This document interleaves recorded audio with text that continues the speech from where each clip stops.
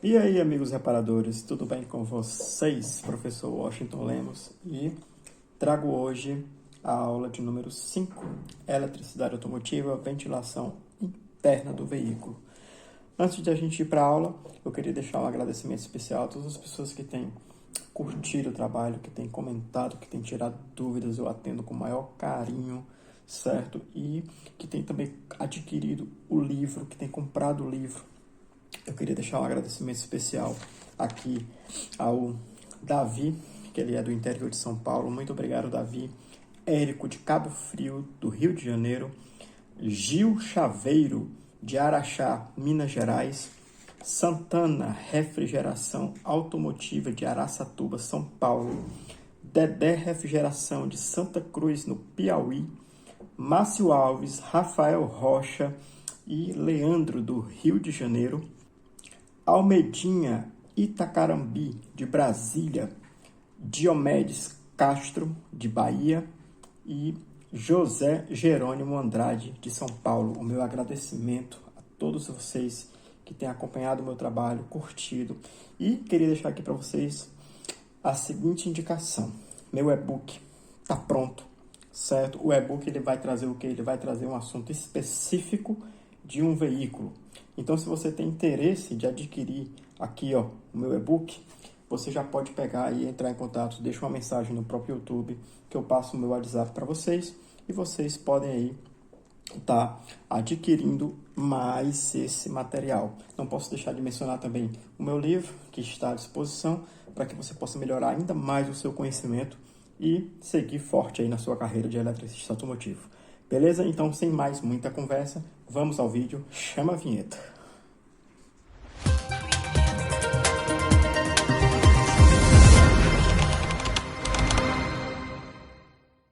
Então, vamos lá.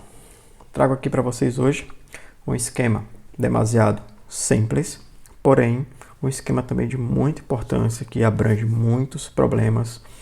E às vezes as pessoas ficam sem entender muito bem o que é esse problema, mas que com a explicação que a gente vai ter hoje, a gente vai ver que é uma coisa bem simples de diagnosticar e bem simples de reparar, porém, assim como todos os outros esquemas, não deixa de ter a sua importância. Então vamos lá, diante desse esquema aqui, o que é que nós temos? Nós teremos hoje o acionamento da ventilação interna do veículo. Como é que isso funciona, certo? Como é que vai acontecer? Como é que eu vou diagnosticar? É acionamento positivo? É acionamento negativo? Então, para que a gente possa dar início ao esquema, a gente vai começar entendendo o que é que nós temos aqui, beleza? Nós temos aqui o comando do ar-condicionado. Este bloco representa o comando. O que seria o comando? Esse rapaz aqui, ele tem, claro, algumas funções, porém nós estamos tratando aqui exclusivamente a velocidade, o controle da ventilação interna, certo? O que é esse controle da ventilação interna? Nós temos nessa ventilação primeira, segunda, terceira e quarta velocidades do ventilador. Então, como é que acontece esse controle de velocidade? É o que a gente vai saber nesse esquema hoje. Nós temos aqui o ventilador interno, representado aqui por esse diagrama. Esse é o ventilador interno, aqui é a sua representação no esquema, no diagrama. Esta é a resistência interna e aqui a representação dela também no diagrama. Então, comando do ar-condicionado, ventilador interno e resistência interna. Então, como é que nós vamos entender esse funcionamento? De início, saiba que o comando do ventilador ele recebe a alimentação. Aqui nós temos uma alimentação protegida por um fusível de 5 amperes de uma linha 30, que vem direto da bateria, certo? Né? Todo comando que recebe a linha 30, esse eu tenho é um comando da Ford, e você pode perceber que ele recebe aqui linha 30 e recebe linha 15 também. Essa linha 30 para uma alimentação do comando, e essa linha 15 aqui com uma ramificação também para a alimentação positiva desse comando. E a outra linha, você pode observar que o fusível ele é de um valor maior, certo? Aqui com certeza para a alimentação da placa de circuito impresso deste comando, e aqui por ser um fusível de maior amperagem, com certeza para a alimentação do eletroventilador. Ok? Então, circuito da placa impresso, e aqui o fusível de maior amperagem para o eletroventilador. Saiba que esses fusíveis, normalmente, eles têm um valor de 30 ou 40 amperes, certo? Então, tem ali um fusível de 30 na cor verde, 40 na cor laranja, você já fica ali atento que aquele fusível possivelmente é de um eletroventilador. Isso não é uma regra, porém, fique atento a isso. E aqui no meu comando, para funcionar, obviamente eu preciso de aterramento, preciso de massa, preciso de negativo e preciso de positivo. Então, tenho aqui negativo no meu comando e positivo também. Ok?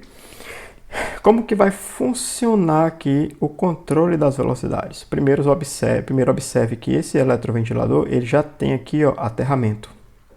Se ele já tem aterramento, falta para ele funcionar positivo. Certo? Pode acontecer, professor, pode acontecer também o contrário. Como? Ele já ter positivo e receber o negativo do comando sem problema nenhum. Isso é muito comum acontecer, certo? Inclusive, posso até adiantar para vocês que normalmente na linha Fiat é o contrário disso daqui. Eu tenho positivo já no meu eletroventilador e vai receber negativo. Aqui, esse esquema é da linha Ford, certo? Então, ao contrário. Mas saiba que isso também não é uma regra. Tudo que você vai ver aqui, basta você verificar. O ventilador está aqui na posição de desligado, na posição 0. Chega positivo, o acionamento dele é negativo. O ventilador está na posição 0. Chega negativo, o acionamento dele é positivo. Isso é bem fácil de você diagnosticar de início, se o acionamento é negativo ou se ele é positivo. Basta seguir essa regrinha. Desligado tem positivo, acionamento é negativo. Desligado tem negativo, o acionamento é positivo, assim como está esse esquema aqui, beleza? Então vamos lá. Como que vai funcionar? Temos aqui a posição 0, como eu acabei de mencionar. Temos aqui a posição 1.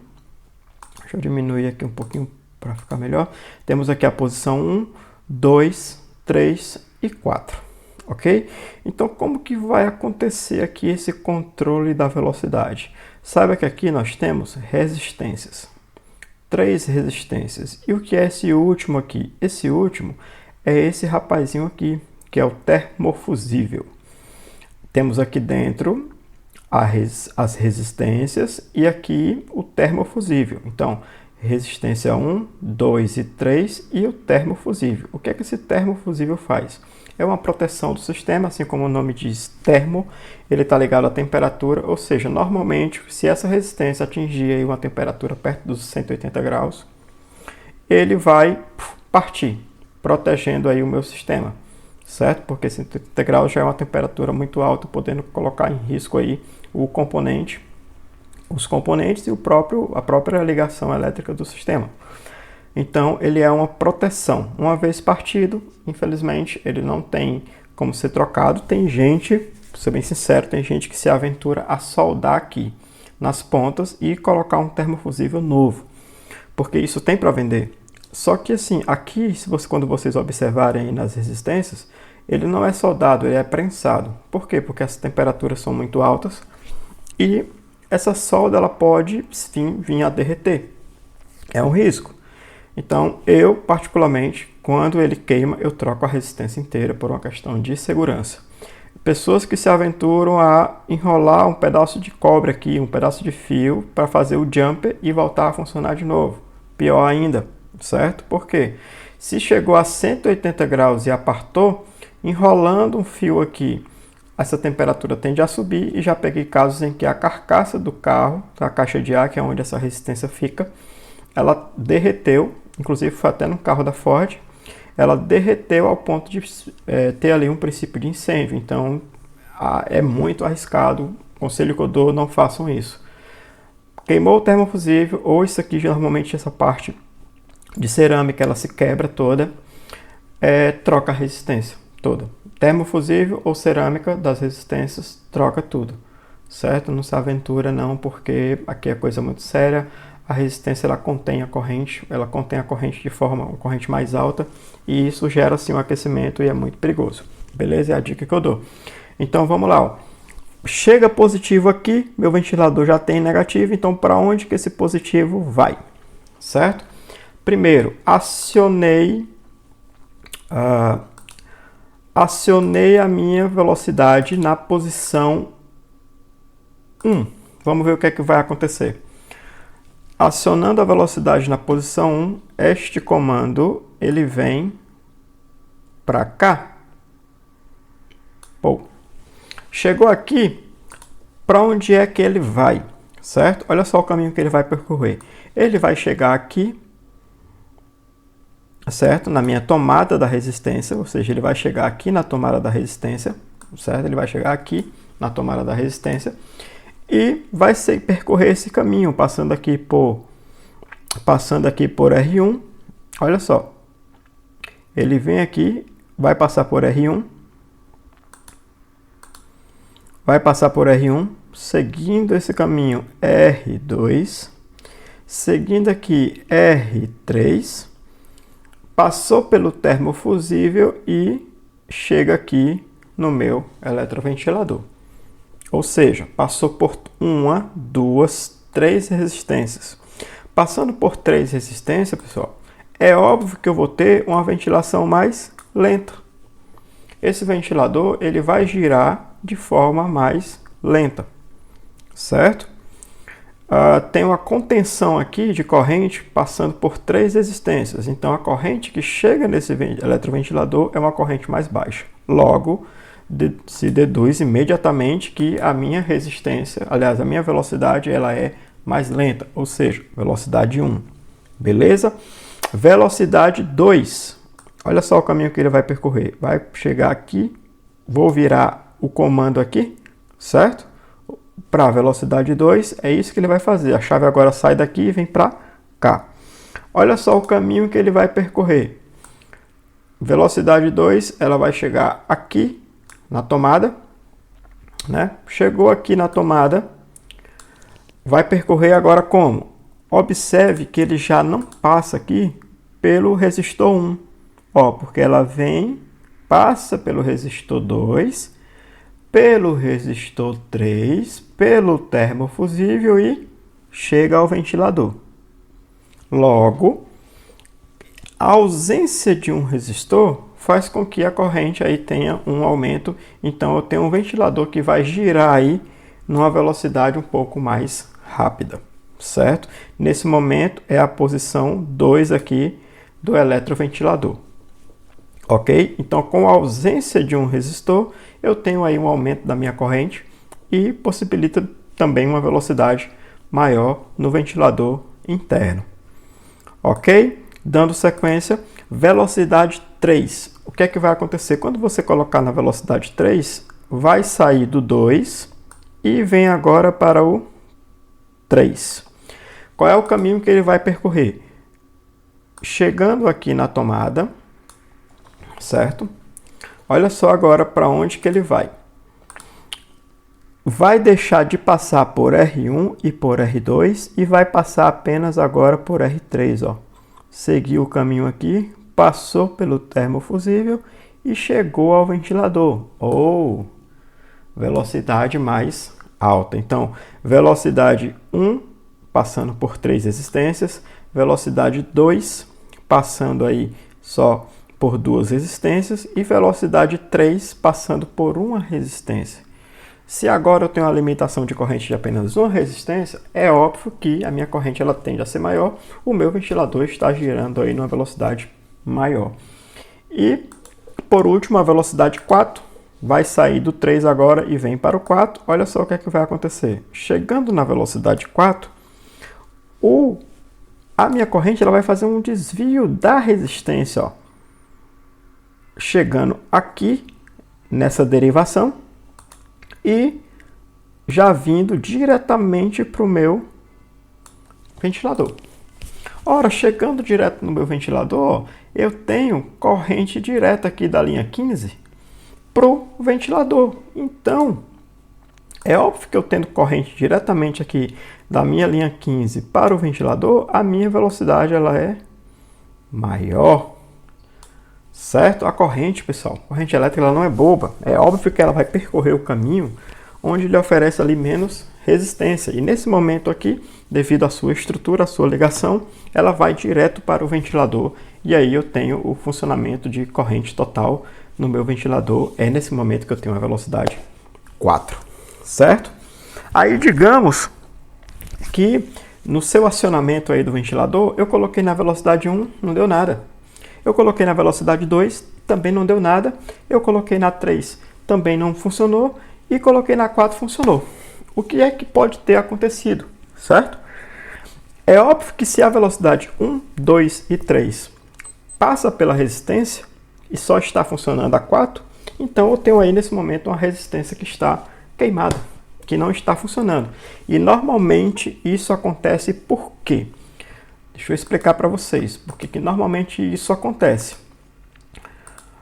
Em muitos casos, como eu falei aqui, o termofusível, certo? O termofusível, ele parte por uma constância de uso, né? A resistência fadiga um pouco, a corrente tende a ficar um pouco maior, esquenta. Saiba que essa parte aqui da resistência, ela fica voltada para dentro da caixa de ar do veículo.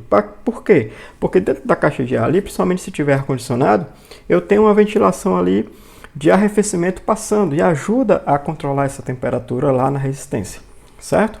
Então, mas com o tempo isso aqui fadiga, essa corrente acaba fazendo um percurso aqui onde força um pouco mais a resistência, ela já está um pouco fadigada, e essa corrente passando aqui constante, há um aumento de temperatura muito alto e o termofusível parte, ou seja, ele parte aqui.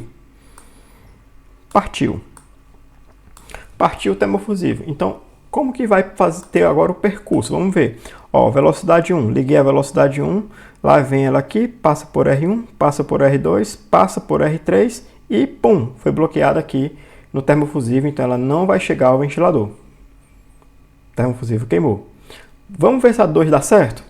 A 2 vem aqui, passou por R2, passou por R3, chegou no termofusível, ó, bloqueou também.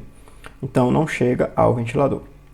A 3, vamos ver se a 3 dá certo. Vem a 3 aqui, passou por R3, chegou ao termofusível, bloqueou também. Não chega aqui a ventilação.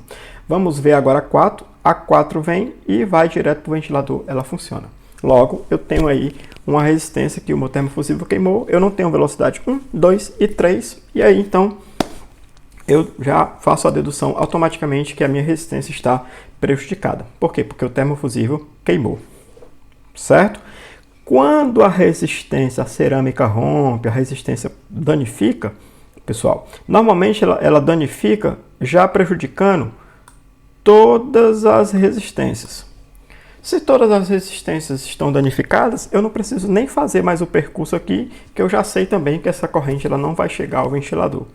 Beleza? Então, num diagnóstico desse, o que é que vai acontecer? Falhou velocidade 1, 2, 3, só funciona a 4, eu tenho uma resistência que está danificada. Certo? Agora, se eu tenho, por exemplo, a 1 funciona, a 2 funciona, aliás, a 1 funciona, a 2 não funciona, a 3 funciona e funciona a 4. Eu posso ter também um mau contato aqui nos comandos, no acionamento, na própria tomada aqui da resistência também.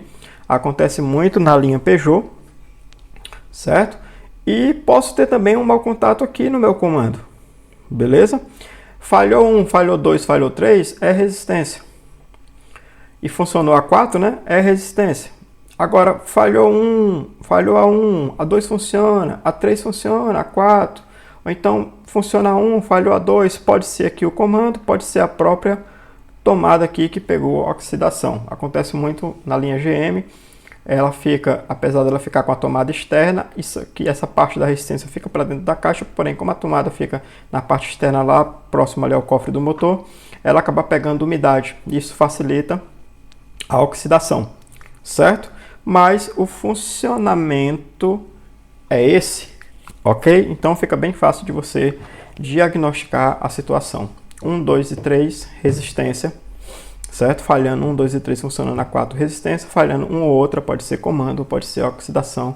Isso é uma coisa que você vai fazer, de repente, uma verificação via multímetro com continuidade ou uma verificação visual. Às vezes já pode fazer com que você tenha aí essa dedução. É claro, procure sempre ter o diagnóstico com 100% de precisão. Beleza? Então, tá aí para vocês um esquema demasiado simples, mas que eu tenho certeza que confunde um pouco a cabeça das pessoas, principalmente de quem não tem muita afinidade com a parte elétrica e também as pessoas que usam o veículo cotidianamente. Então é uma aula que ela vai servir tanto para o reparador como para quem tem aí o seu veículo apenas para locomoção. Beleza? Então segue aí mais uma aula. Não esqueçam de curtir, de dar aquele like para ajudar a fortalecer o canal. E temos aqui mais uma grande dica e um forte abraço, professor Washington Lemos.